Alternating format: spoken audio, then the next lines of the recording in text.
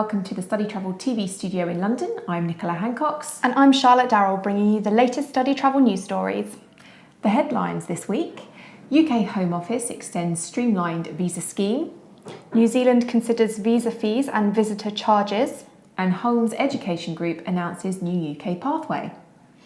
So we start with the relaxing of rules in the UK. Yes, that's right. The Home Office has announced the extension of a scheme to reduce the documentation required for a Tier 4 student visa to an additional 11 non-EU countries, including the largest recruitment market, China, as well as Mexico, Malaysia and Thailand.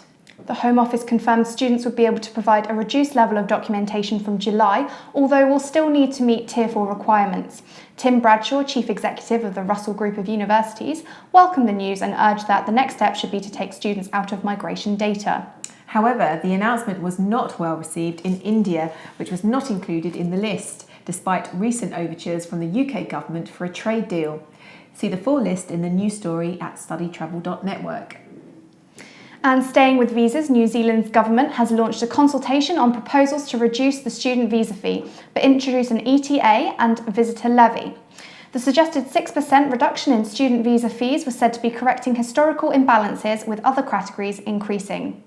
However, the government is planning to launch a pre-arrival electronic travel authority, or ETA, for non-visa holding visitors, and wants to introduce an international visitor levy of around $30 for people coming for less than a year.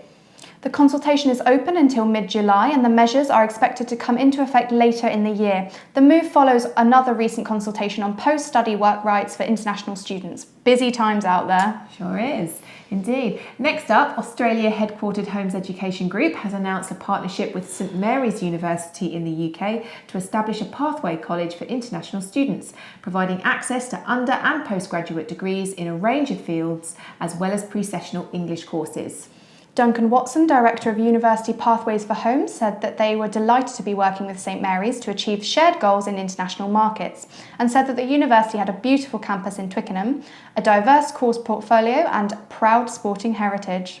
I grew up near there. And now for a roundup of some of the other news stories this week. And staying with higher education, the University of South Australia and the University of Adelaide have confirmed that they are exploring the possibility of a merger. A 6-month consultation process is underway, and the Chancellors said a merger would create a university in the top bracket for scale, reach and international recruitment. Back in the UK, regulations in UK guardianship sector for international students, or rather the lack of them, was the topic of a seminar at Brightworld's annual conference last week, where Managing Director Lana Foster compared the differences to the pet daycare industry. ABLS accreditation in the UK has unveiled a new logo and imagery as it celebrates its 25th year in 2018. Congratulations. UK accommodation provider Britannia Student Services has added another halls of residence to its London portfolio at Chapter Spitalfields.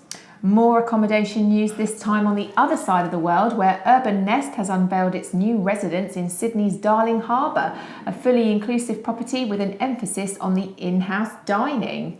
And Gizmo Business School in Germany has launched a suite of 2-week summer programmes for international students delivered in English. And EU Business School will offer 7 master's programmes from the Universidad Católica de Murcia at 2 campuses in Switzerland. And finally, in our Grapevine Gallery, you'll find photos from that Brightworld conference and the British Council's Elton's Award ceremony this week. Thank you very much for watching. Goodbye. Bye.